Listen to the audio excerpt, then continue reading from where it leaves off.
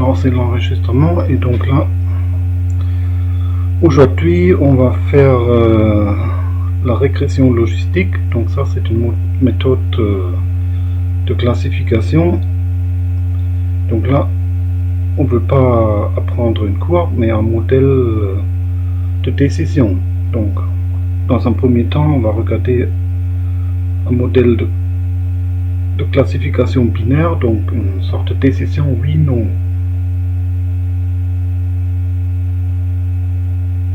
Et donc c'est pour ça qu'on a du coup fait le chapitre d'optimisation avant, parce que là on n'a pas de formule pour calculer les paramètres comme on a eu pour la méthode des moindres carrés.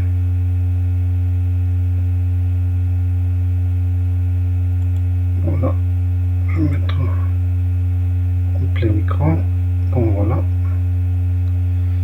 Donc la régression logistique. Donc là, dans cette partie, donc on veut développer un algorithme d'apprentissage pour des problèmes de classification ou de décision.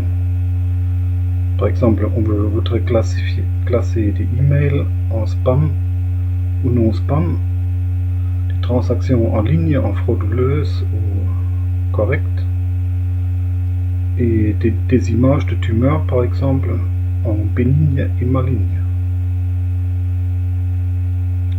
Et donc là, comment ça se présente? Comme toujours, on va avoir une base de données, donc des exemples, un ensemble d'exemples de type xi, yi, où xi est le vecteur des caractéristiques et le yi c'est le résultat attendu. Donc là on a un oui ou un non à apprendre. Donc on peut prendre le yi égal à 0 ou égal à 1. Donc on va dire que 0 est la classe négative entre guillemets et le 1 est la classe positive.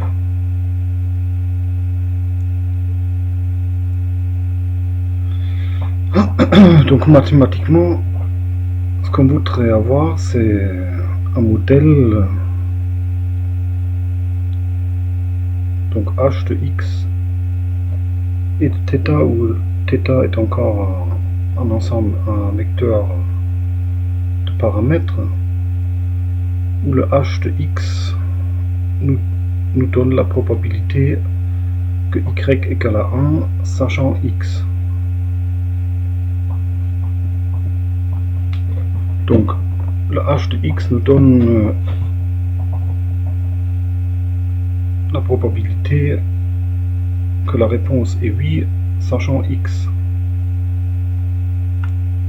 Donc là, par exemple, la probabilité que le mail est un spam, sachant x, où x pourrait être les mots qui apparaissent dans le mail. Et ensuite, on pourra classifier les x. Donc, si cette probabilité est supérieure ou égale à 0,5, on va dire que la réponse est oui, donc on va prédire y égale à 1. Et si cette probabilité est strictement inférieure à 0,5, on va prédire y égale à 0, donc la réponse est non.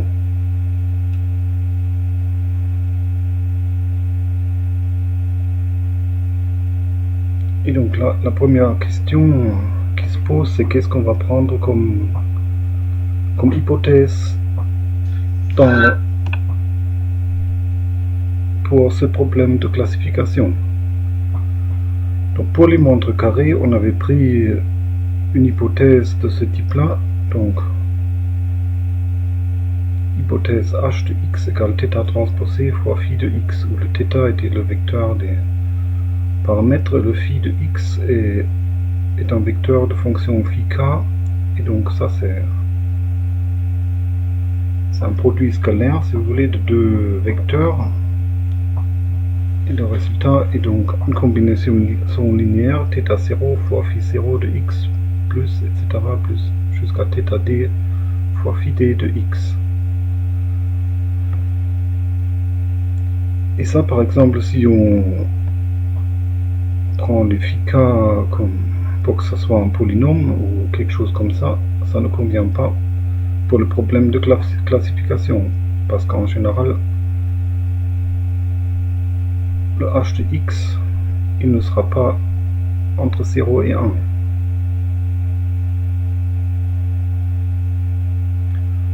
Donc dans ce cas-là, qu'est-ce qu'on peut faire pour avoir un modèle qui nous donne vraiment une probabilité entre 0 et 1?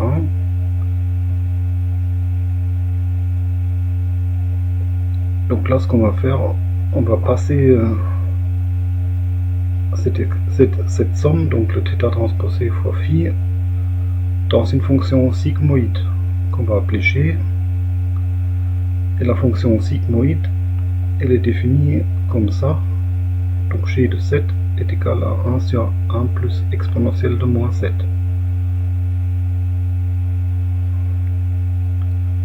Et ça donne un graphe comme ça.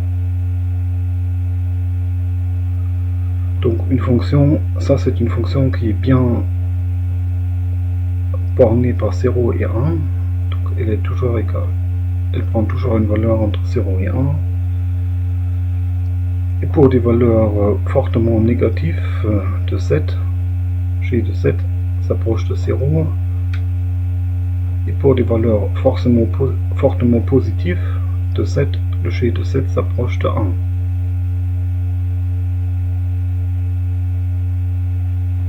Donc à l'aide de cette fonction g, donc on pourra interpréter le résultat du modèle, donc le h de x, comme une probabilité.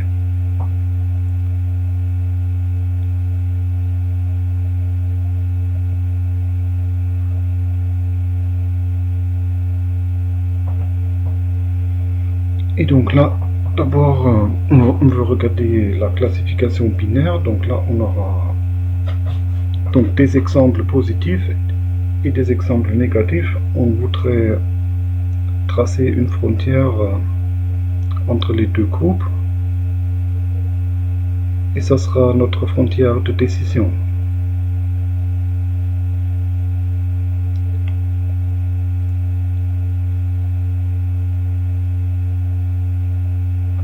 Et donc comme notre hypothèse s'écrit comme ça, comme le g de θ transposé fois phi, et le g en z égale à 0, le g passe par 0,5. Donc on va classer comme positif tous les exemples avec θ transposé phi de x supérieur ou égal à 0, et on va classer négatif tous les exemples avec θ transposé fois phi strictement inférieur à 0.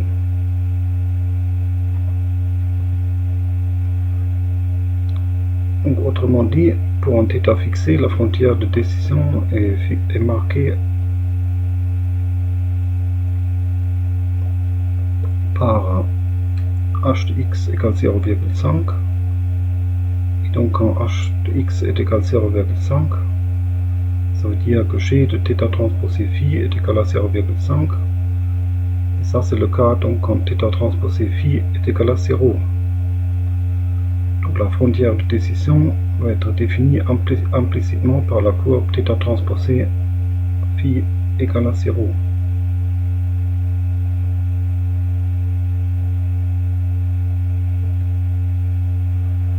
Là, quelques exemples. Donc la nature de cette frontière de décision, la géométrie, un peu, ça dépend du modèle qu'on va choisir.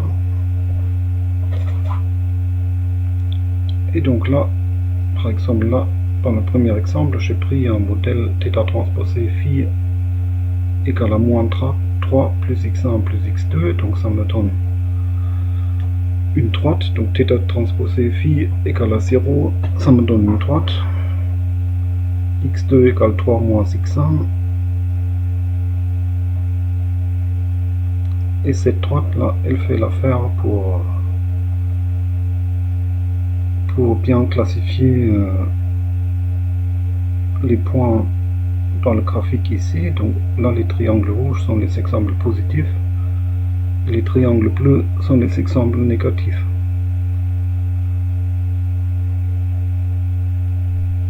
Donc tout exemple qui est supérieur qui est au-dessus de cette droite va être classé positif, et tout exemple qui est en dessous de la droite va être classé négatif.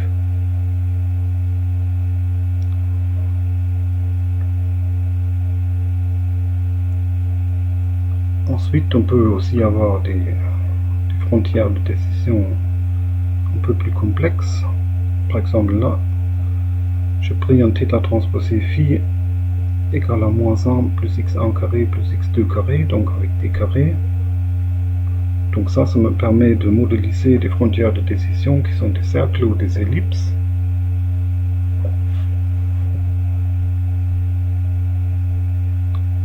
Et donc quand j'ai des exemples comme ça, donc là j'ai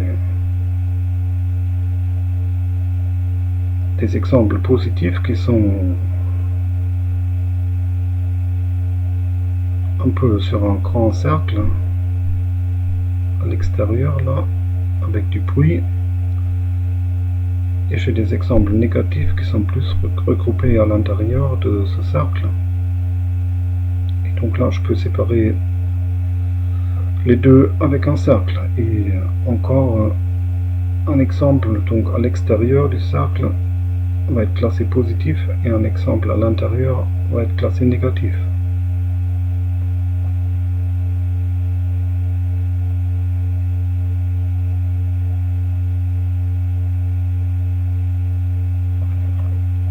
Et donc avec ce genre de modélisation, on pourra modéliser un certain nombre de frontières de décision. Maintenant, donc la question qui se pose, c'est comment on va choisir les paramètres θ, ou plutôt comment on va les apprendre à partir des données. Donc là encore on va dire on a m exemples, xi, yi, où xi est un vecteur de caractéristiques, le yi en classification est égal à 0 ou égal à 1. On a choisi des fonctions phi, de phi 0 à phi d, qu'on va mettre dans un vecteur phi.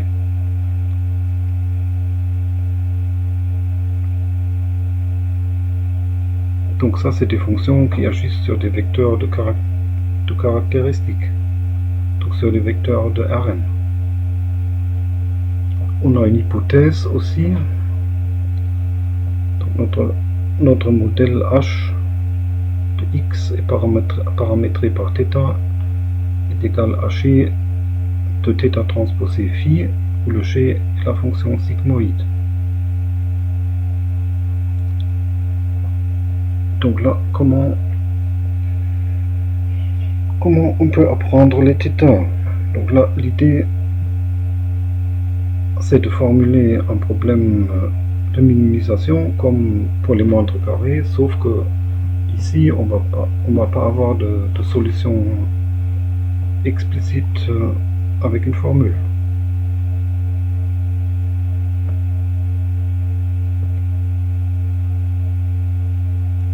Donc là, encore dans le cas des moindres carrés, on avait pris une fonction de coût à minimiser comme ça.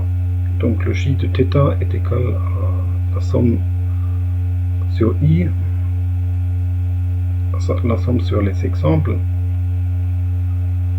de donc la prévision h de xi moins yi au carré.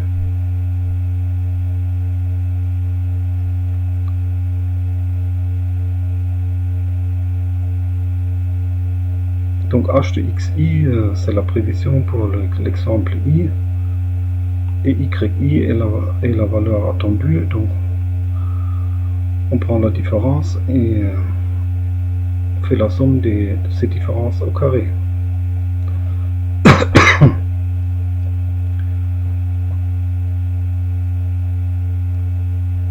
Le problème, c'est dans le cas actuel de classification binaire, cette fonction de coût, elle n'est pas toujours convexe. Donc on se rappelle, une fonction convexe, c'est une fonction comme ici à droite,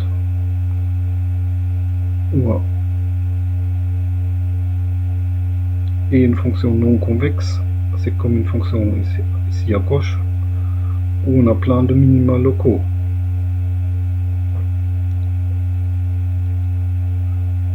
Donc là, ça peut éventuellement poser de problème.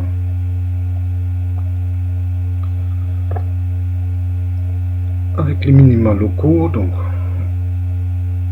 là, l'algorithme d'optimisation, la descente de gradient, donc on va utiliser, il va juste trouver un minimum local, qui peut être assez élevé. Par exemple, on pourrait atterrir ici au lieu d'en bas.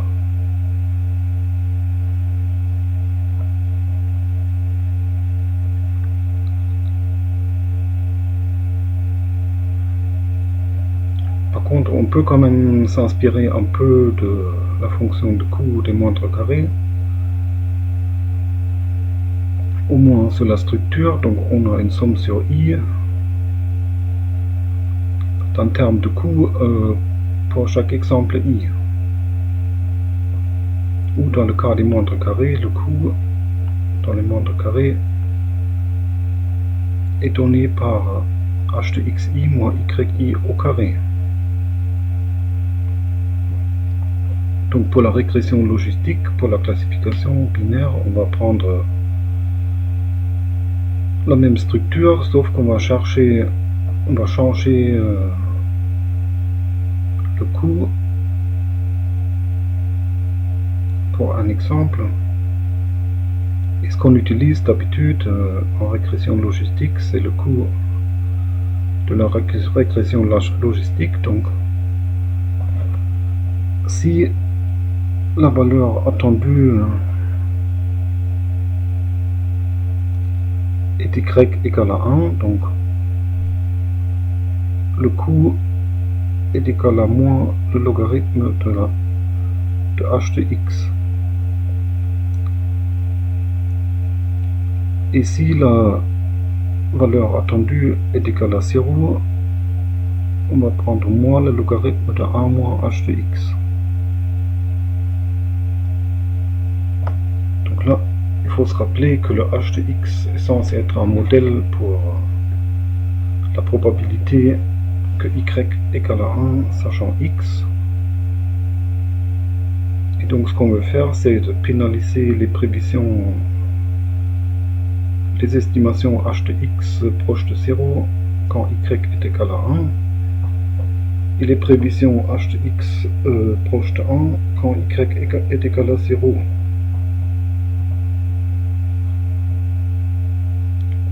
Donc quand y est égal à 0 et le modèle me donne une forte probabilité pour h de x égale à 1.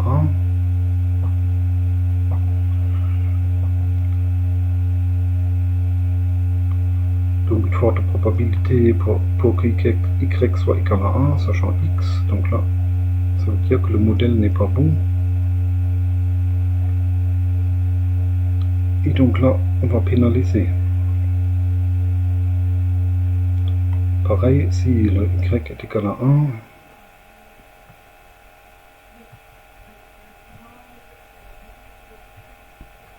donc on veut pénaliser le modèle qui va prédire une probabilité proche de 0.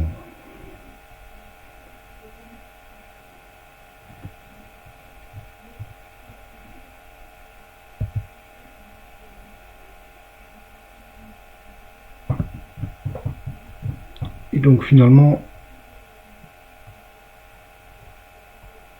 pour notre fonction de coût, on va faire la somme sur les exemples de ce coût pour la régression logistique, donc la somme sur i du coût pour chaque exemple i.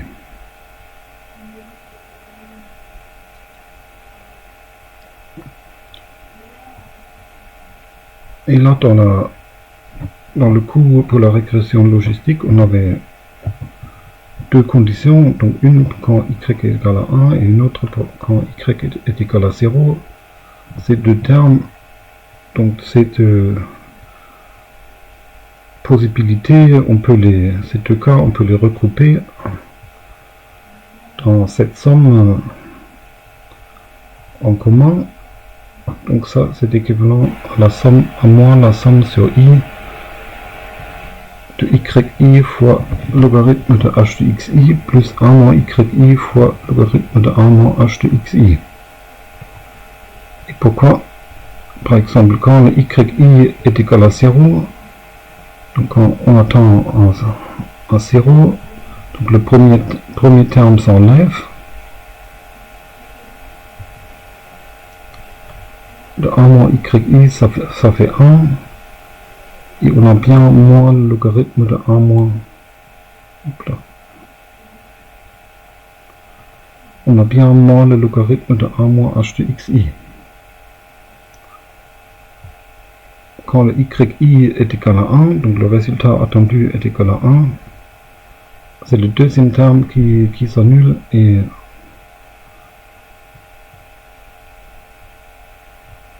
on a donc bien yi est égal à 1, on a moins le logarithme de h de xi. Donc c'est exactement ce qu'on voulait.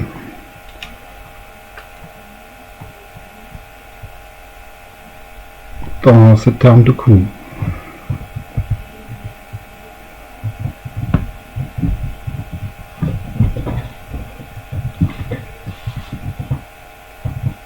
Et donc le meilleur choix pour θ, pour le vecteur θ du paramètre, ça sera encore le choix qui minimise cette fonction phi de θ. Donc les paramètres optimaux sont les paramètres θ étoile, donc tel que phi de θ étoile est égal au minimum sur θ de phi de θ.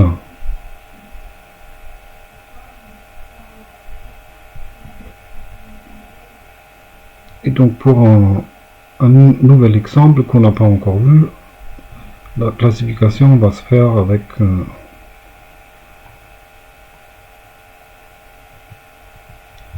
avec le modèle de la régression logistique, donc avec le h.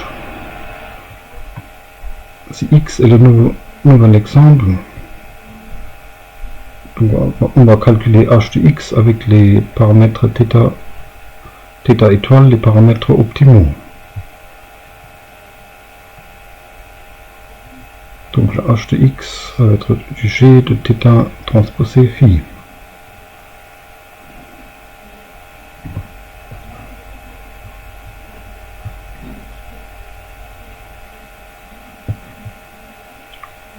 Donc maintenant on a le modèle, on a la fonction de coût à minimiser.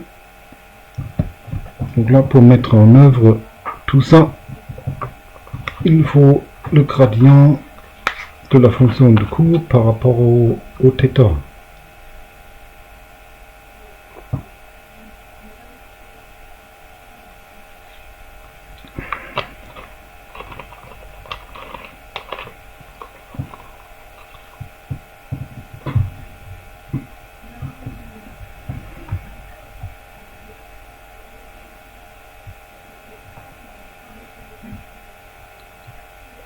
Et pour calculer ce gradient, donc là, dans un premier temps, on va écrire,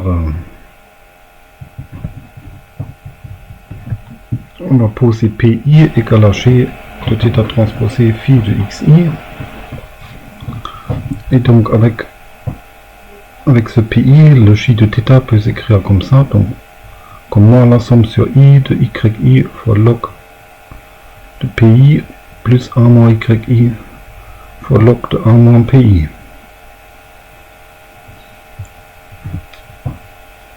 Donc là, il ne s'est rien passé. Je vais juste introduire une notation pi pour g de θ transposé phi de xi. Et donc d'abord, on peut remarquer donc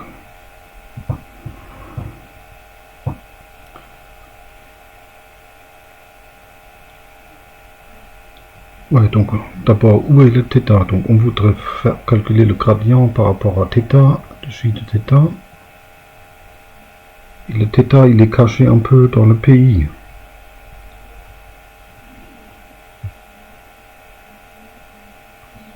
Donc d'abord, on peut remarquer que le gradient de j,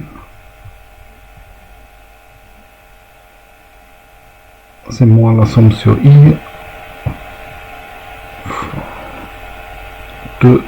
du gradient du premier terme plus le gradient du deuxième terme. Donc le gradient du premier terme, ça fait yi fois 1 sur pi gradient pi.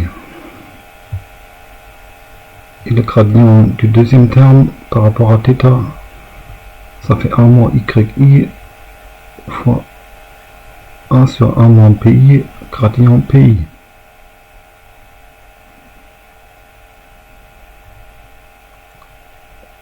Et là, on peut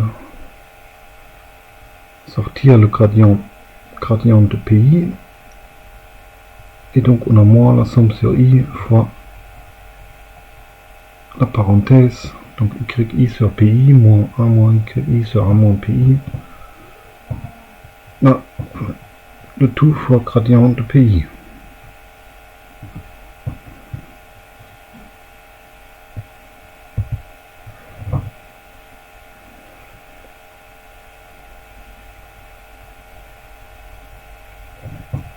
Et là, on a un petit exercice, un petit calcul à faire pour finalement trouver l'expression du gradient de j de θ. Donc d'abord, il faut montrer que pour la fonction sigmoïde, le g, on a g' de 7 égale à g de 7 fois 1 moins g de 7. Donc ça, c'est un résultat assez pratique.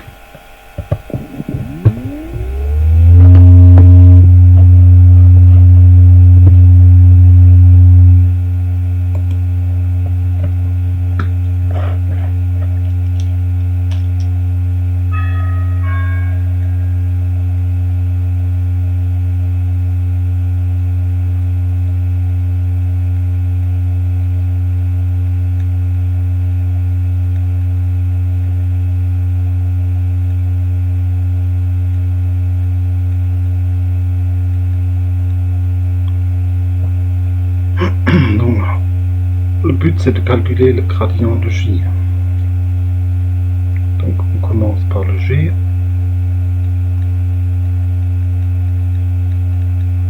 Le g de 7, la fonction sigmoïde, elle est définie comme 1 sur 1 plus exponentielle de moins 7.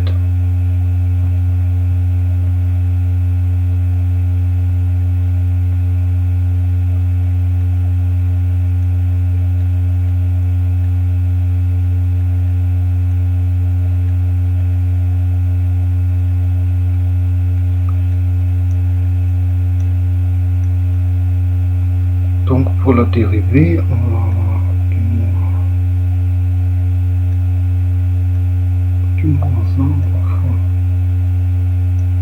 1 plus exponentielle de moins 7 à la puissance moins 2.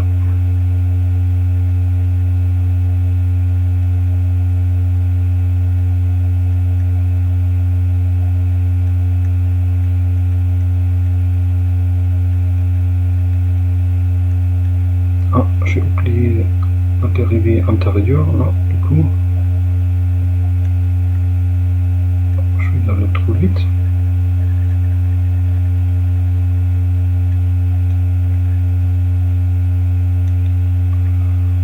La dérivée antérieure, c'est la dérivée de exponentielle moins 7. Et ça fait moins exponentielle de moins 7. Donc ça va nous faire moins fois moins, ça fait plus.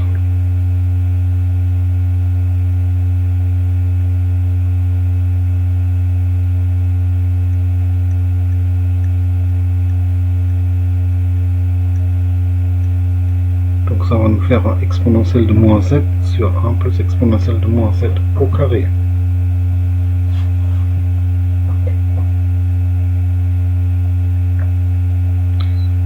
Et là, pour avoir le résultat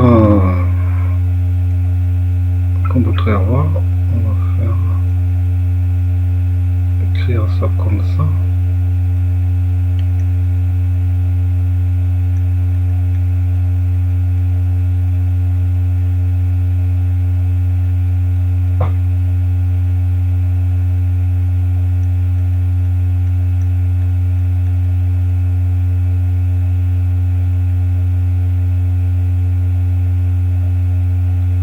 Et donc ça,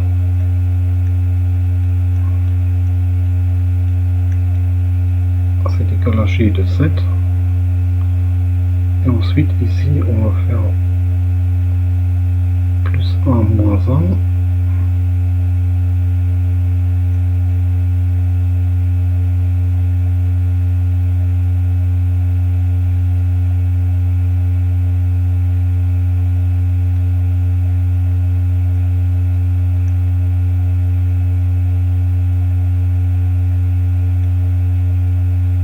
Et le exponentielle moins 7 plus 1 sur 1 plus exponentielle moins 7, ça fait 1.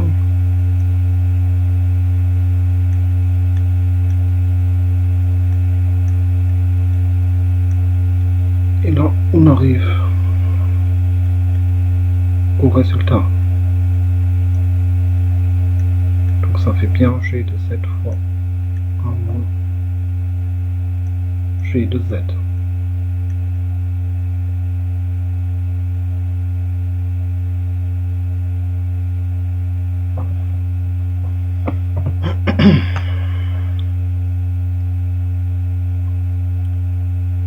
Après, il faut finaliser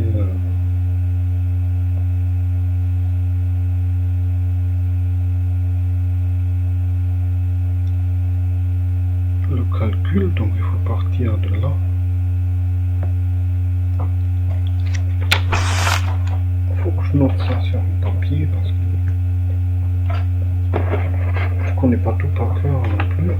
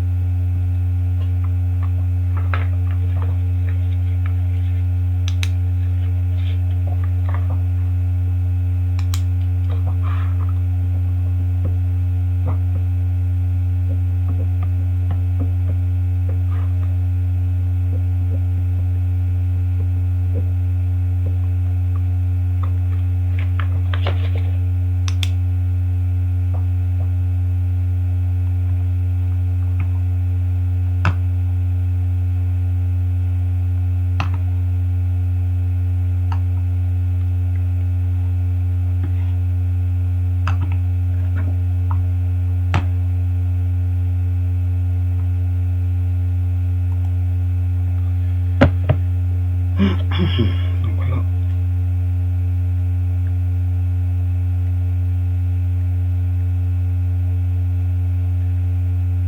donc sur le diapo, on a déjà vu que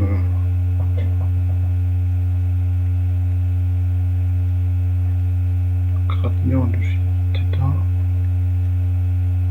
est égal à moins la somme sur I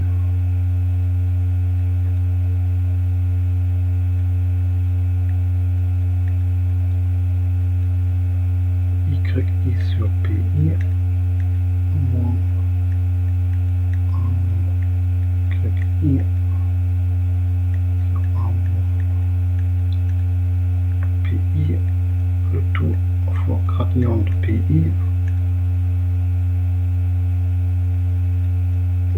XI était la notation pour G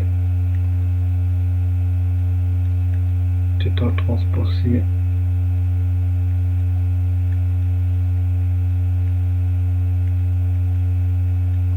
phi de XI.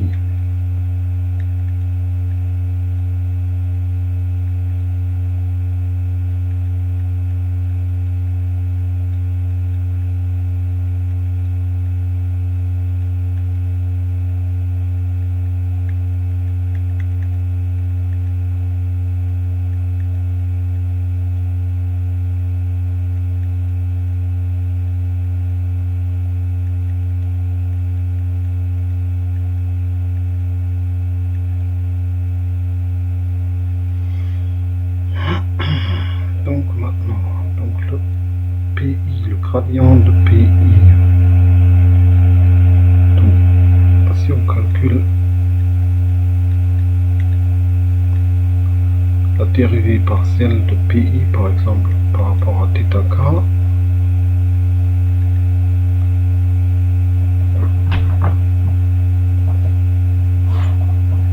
donc ça nous donne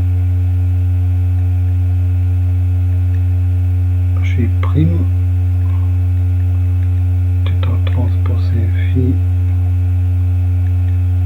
fois la dérivée de la somme par rapport à θk,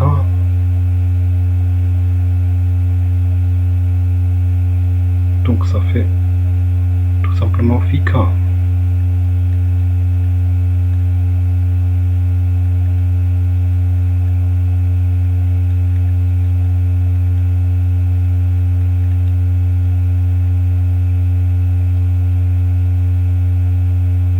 G', c'est donc, on a vu G fois 1 moins G.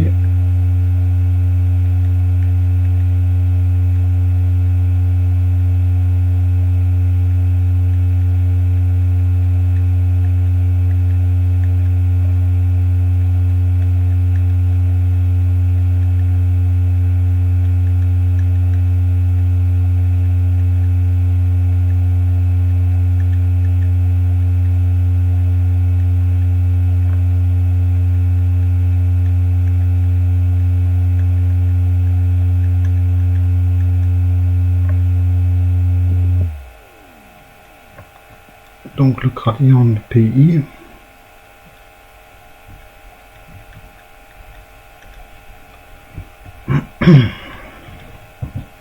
c'est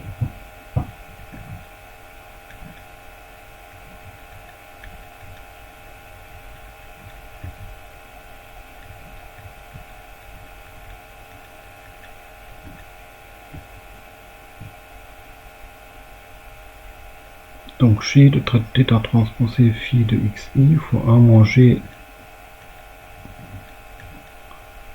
θ transposé phi de XI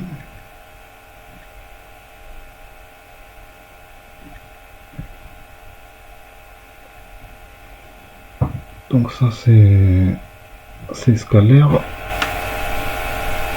et ça fois le vecteur des phi.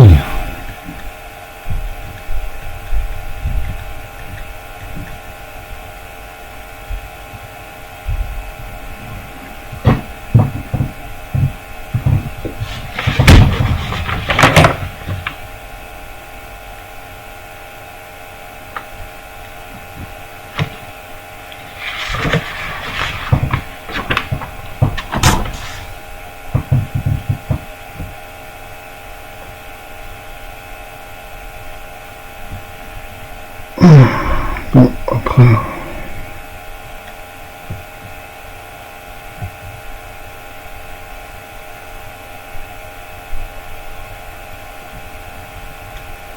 en fait, ça c'est égal à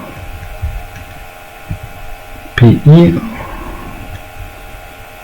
ça c'est égal à 1 moins de PI,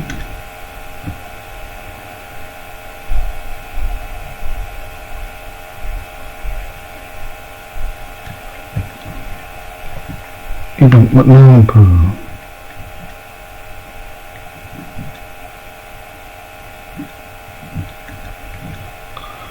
calculer le gradient du J, ça va être moins la somme sur I.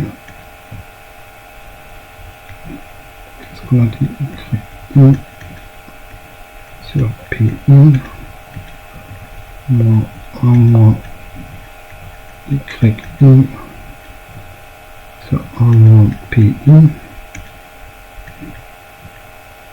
fois PI fois 1 moins PI fois phi.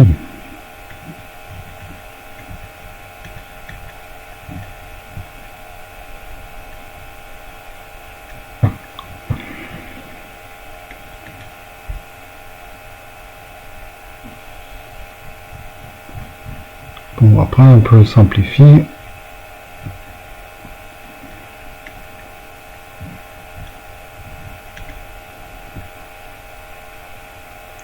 Alors, on va avoir du YI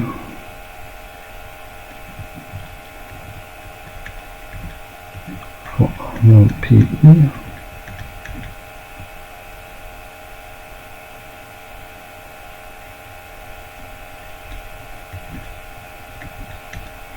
et là on va avoir du 1 moins YI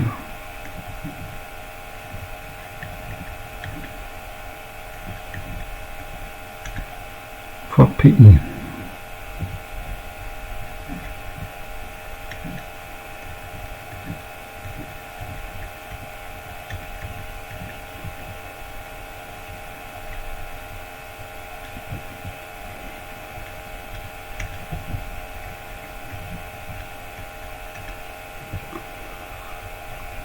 Là on va avoir YI PI avec un moins, et ici on va avoir YI PI avec un plus, donc ça s'annule.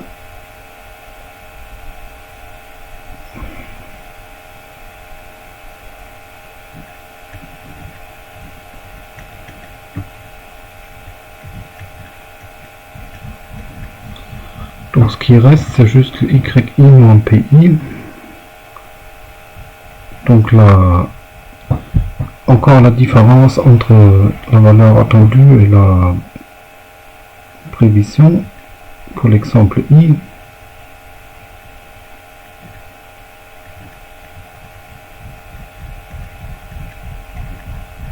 Fois le vecteur de phi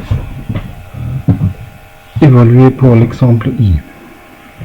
Et donc ça c'est, il me semble que c'est ça qu'on va trouver.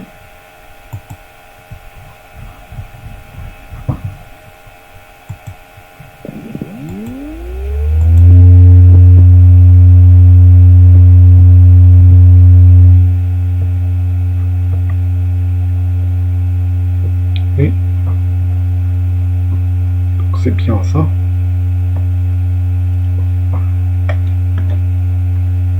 Et si on veut, on peut mettre le moins ici à l'intérieur de la somme, donc ça nous fait la somme sur I de PI moins YI, ou encore de G de θ transposé phi de XI moins YI,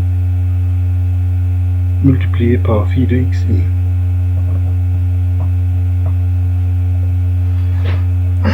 Donc ça c'est une expression qu'on peut assez facilement programmer.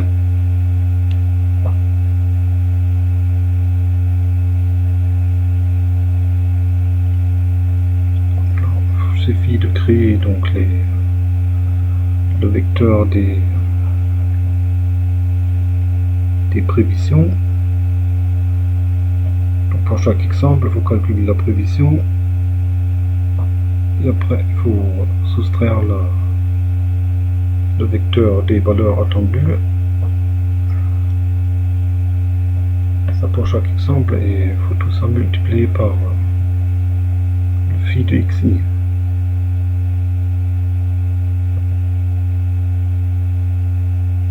Donc ensuite, pour une utilisation de la théorie en MATLAB, il faut réfléchir un peu à la vectorisation de tout ça.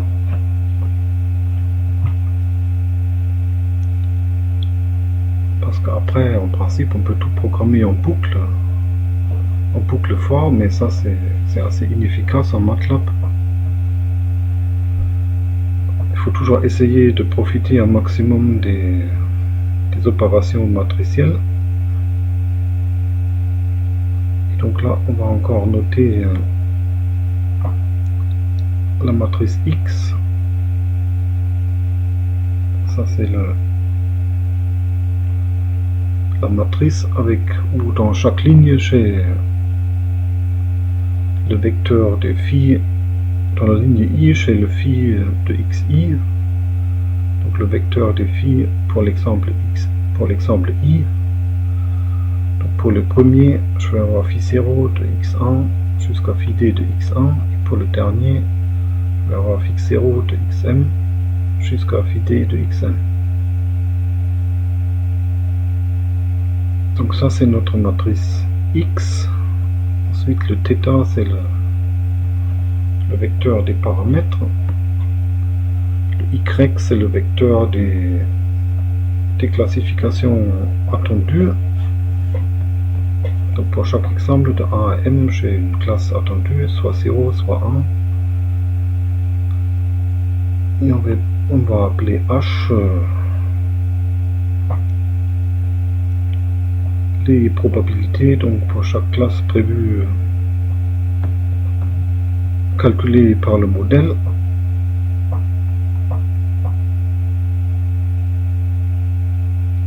Non, pour chaque exemple, c'est la probabilité que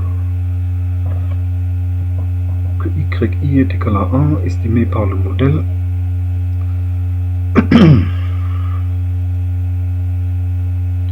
Donc là, on va avoir donc le g de θ transposé phi de x1 jusqu'à g de θ transposé phi de xn. Donc ça sera le h.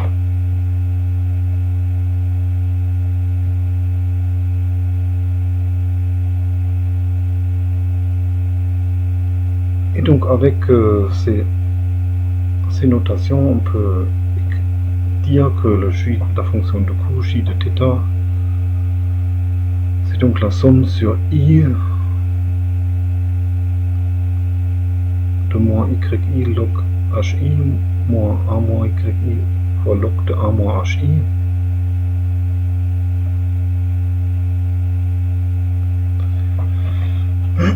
Donc en MATLAB, on pourra utiliser une multiplication de deux vecteurs élément par élément, donc avec un point étoile entre les vecteurs y et h.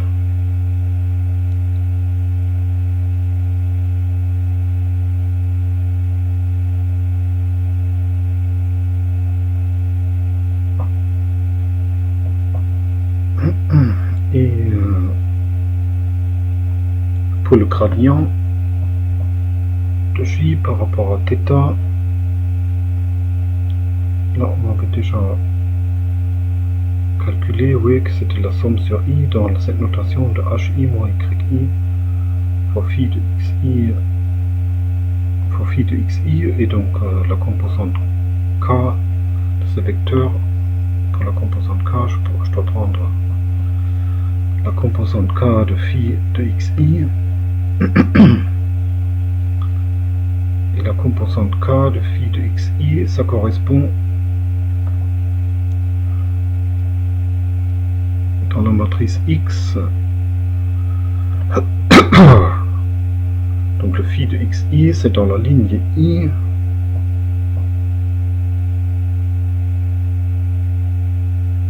Donc c'est le kème élément de la ligne dans la ligne I de x.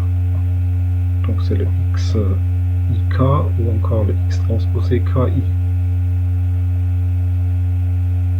Comme j'ai la somme sur i, si je prends le x transposé ki, je peux interpréter ça comme vectoriel, comme x transposé fois h moins y.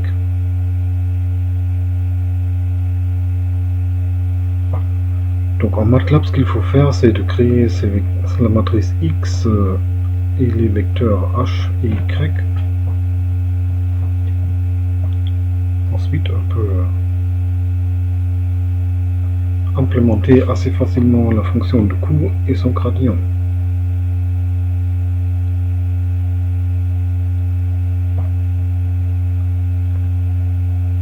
Et c'est ce qu'on va faire en TP. Donc ça sera la semaine prochaine. Là, je vais vous montrer encore quelques exemples.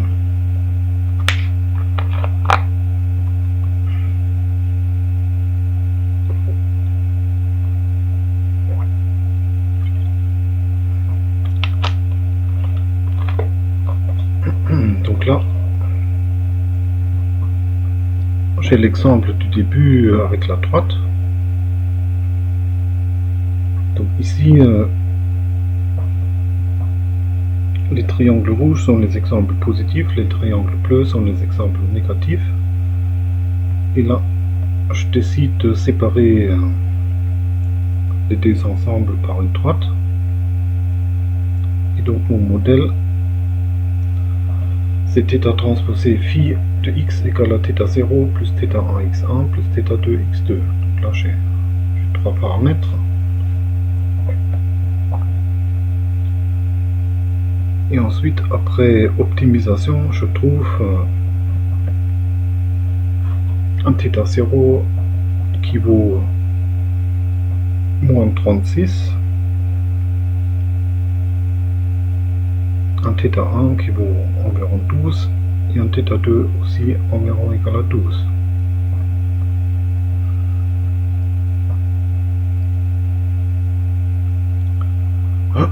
Donc est-ce qu'il y a un problème ici, parce qu'au début on avait vu dans l'introduction que pour ces données un θ0 égale à moins 3 et θ1 et θ2 égale à 1, ça faisait l'affaire. Donc pourquoi, la question qu'on peut se poser, c'est pourquoi l'optimisation rend des valeurs aussi grandes pour ces paramètres.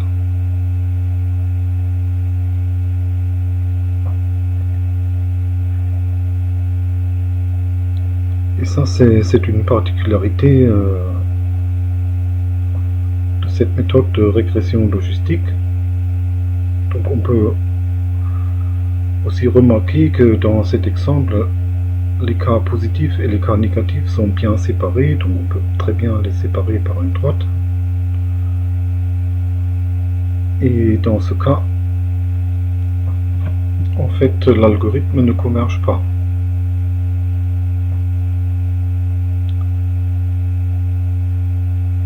L'algorithme, c'est-à-dire la méthode d'optimisation, elle ne converge pas. Donc en pratique, il y a toujours un critère d'arrêt qui va s'appliquer à un moment donné et MATLAB va s'arrêter donc avec un vecteur de paramètres θ assez grand.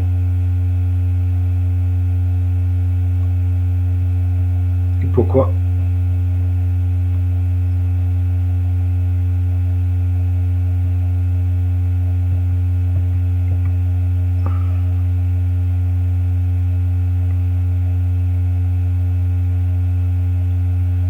Pourquoi ça va pas s'arrêter? Donc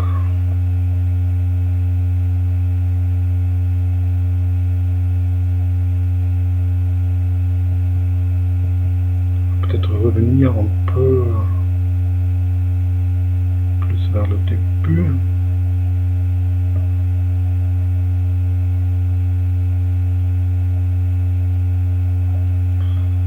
Donc ça c'est à cause de cette fonction de coût. Donc même si j'ai déjà... Donc d'abord on peut remarquer que quand on a une frontière de décision qui est une droite, donc si je multiplie tous les paramètres par 2, j'ai toujours la même frontière de décision. Ça va me donner la même droite. Et donc dans ce cas-là, dans ce sens, j'ai pas d'amélioration. Si je double les paramètres, j'ai pas d'amélioration. Par contre, au niveau de la fonction de coût, ça va faire que, en fait, il faut regarder la courbe de la fonction logistique. Au niveau de la fonction logistique, ça va, si je double les paramètres, ça va me pousser les prévisions proches de 1 encore un peu plus loin, donc on va être encore un peu plus proche de 1, et pareil pour les prévisions proches de 0 qui sont déjà bien classées avec un jeu de paramètres. Si je double les paramètres, ça va me pousser des prévisions encore un peu proches de 0 pour les exemples négatifs.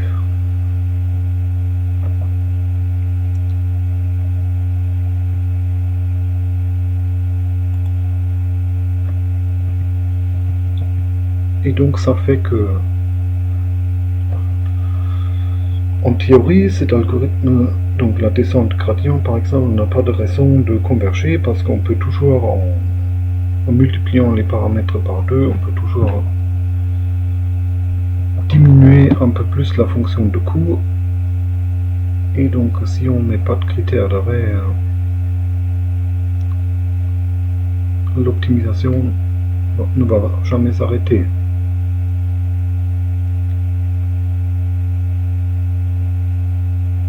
Et donc, qu'est-ce qu'on peut faire dans ce cas-là pour éviter ce genre de problème?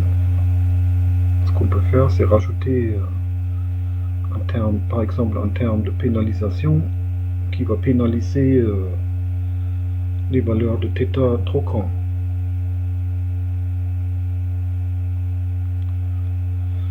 Par exemple, ce qu'on fait souvent, c'est qu'on rajoute un terme de ce type-là, donc d'un paramètre lambda sur 2 fois θ transposé θ. Donc θ transposé θ, c'est juste la somme des θk au carré.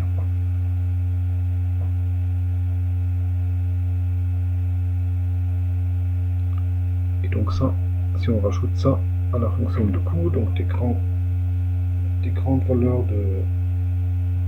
pour les paramètres θ sont pénalisées. Et donc dans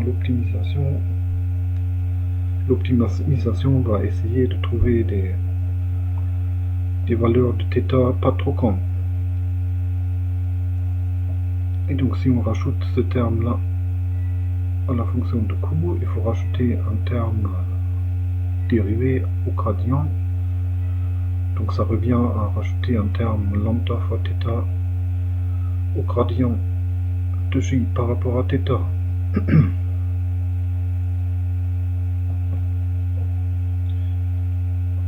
Et si, par contre, si, comme on fait souvent, on suppose que le phi 0 est la fonction identique égale à 1, on va pas pénaliser le θ0, on va juste pénaliser les paramètres θ1 jusqu'à θd.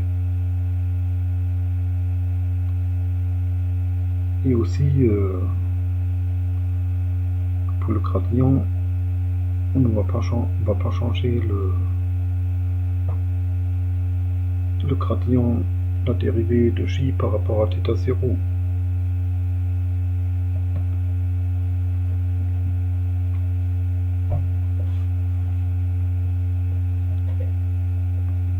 Et donc cette régularisation, elle peut servir à ne pas obtenir comme résultat des paramètres trop grands,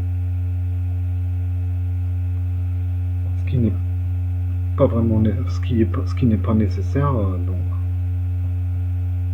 Donc la classification, elle marche très bien avec des paramètres plus petits. C'est juste la méthode d'optimisation qui va faire que les paramètres divergent. Après, on va se trouver avec des paramètres d'ordre 1 million ou quelque chose comme ça. Ça, on veut l'éviter. Donc ça peut être évité avec la régularisation, mais aussi des fois, ça peut servir aussi à éviter des frontières de décision trop complexes. Si on utilise par exemple un modèle polynomial, par exemple comme l'ellipse, le cercle ou l'ellipse, des fois dans les données on peut avoir un point un peu aberrant, et si on ne met pas de régularisation, l'optimisation va sortir une frontière de décision qui va chercher à tout prix à inclure ce point aberrant dans les données. Et ça, des fois, c'est à éviter aussi. Et dans ce cas, on peut aussi se servir de la régularisation.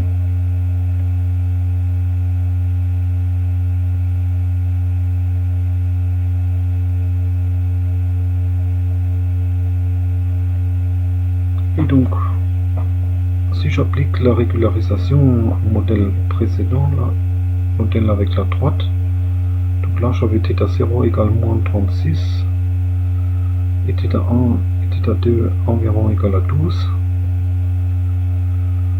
Donc là, ce qui ressort, c'est maintenant, avec la régularisation, j'ai un θ0 égale à moins 6, et un θ1 et un θ2 environ égal à autour de 2.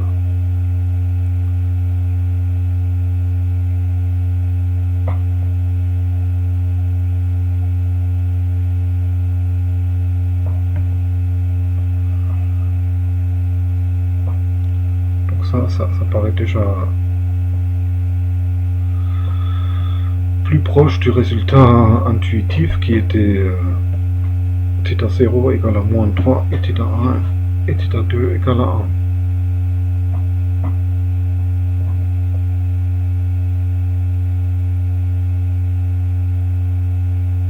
Bon voilà, on peut constater que la régularisation nous aide à avoir des valeurs plus raisonnables pour les paramètres en régression logistique.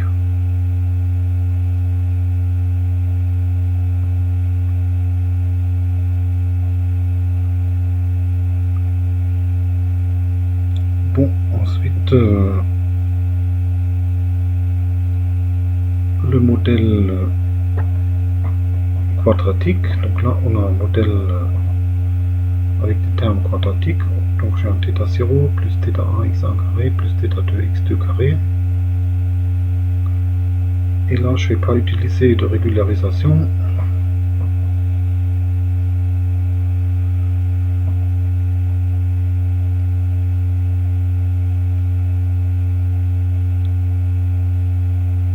Et donc j'obtiens certaines valeurs pour les θ, et avec ces valeurs j'ai bien un cercle qui me sépare les exemples positifs des exemples négatifs.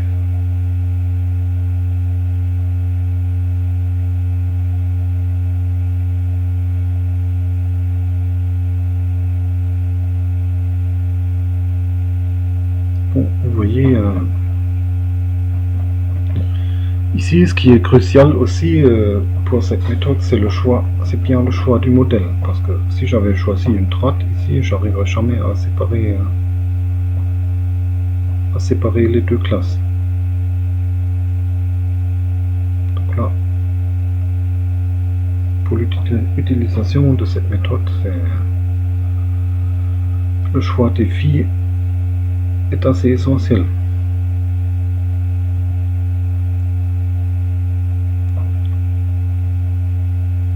Ensuite, donc pour finir,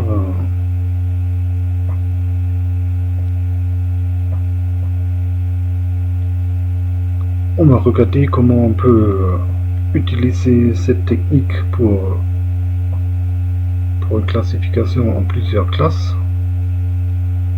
Donc disons on a k classes. Là, ce qu'on peut faire, c'est une stratégie 1 contre tous. Donc là, à chaque fois, on va prendre les exemples d'une classe comme la classe positive et tous les autres comme la classe négative. Et on va prendre un modèle qui nous prédit une probabilité et comme résultat on va prendre le maximum de ces probabilités. Et donc ça fait qu'on a 3 étapes. Donc on commence par apprendre un modèle H1 où on traite les exemples de la première classe, donc la classe 1 comme positif et les autres comme négatif. Ensuite on apprend pour chaque classe I de 2 à K un modèle HI. On traite les exemples avec résultat attendu égal à I comme positif et les autres comme négatif. Et pour donc comme modèle on utilise sur un nouvel exemple X, on utilise le modèle comme on prend le I qui va maximiser le H de X. Donc on prédit I si HI de X est le maximum sur K de HK de X.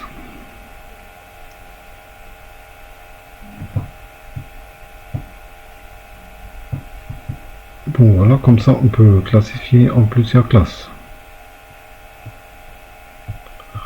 Après on verra, on peut aussi faire la classification en classes multiples avec les réseaux de neurones et ça c'est beaucoup plus utilisé aujourd'hui. Et la régression logistique, c'est comme on peut voir cette méthode comme une sorte de prototype aussi pour les réseaux de neurones. On pourrait dire que ça c'est un réseau de neurones avec un seul neurone.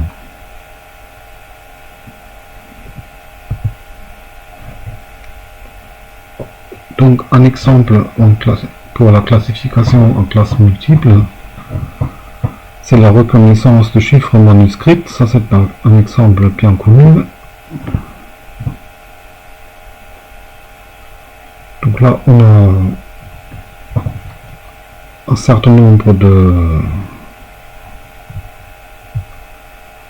d'images ou d'imagettes de chiffres manuscrits. Donc 0, 1, 2, etc. jusqu'à 9. Et l'objectif c'est d'apprendre à classifier correctement ces images.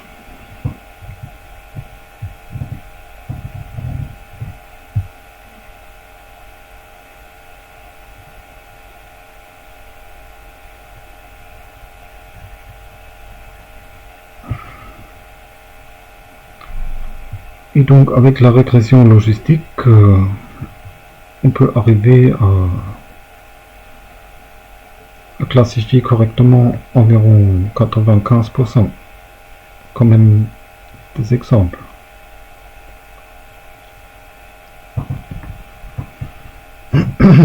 Bon, après 95%, on pourrait dire que c'est déjà pas mal, mais ça s'approche pas de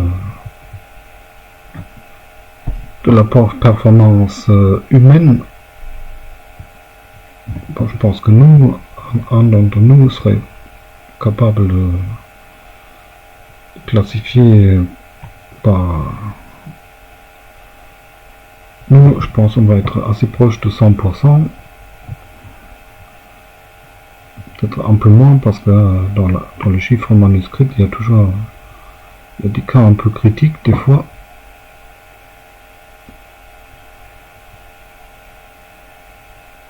Là, dans les exemples ici, je vois pas spécialement de cas critiques, mais sauf que ça, celui-là par exemple, ça pourrait être en 8 ou en 4.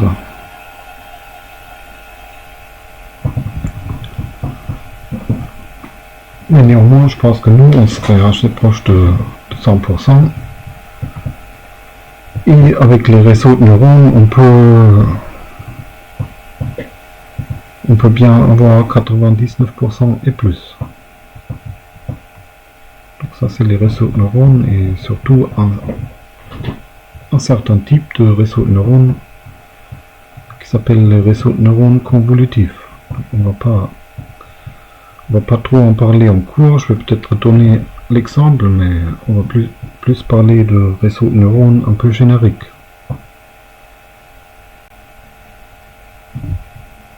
Comme ça. De toute façon, c'est censé être une introduction. Alors, on ne peut pas commencer avec les choses compliquées avant de faire les choses simples. Bon, voilà.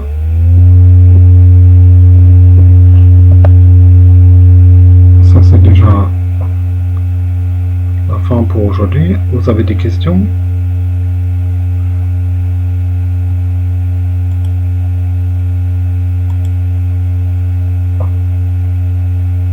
Pas de questions? Allô? Vous m'entendez? Oui, on vous entend, monsieur. J'avais peur là que je parle depuis une demi-heure. Tout va bien, on vous a entendu. Ok, c'est parfait.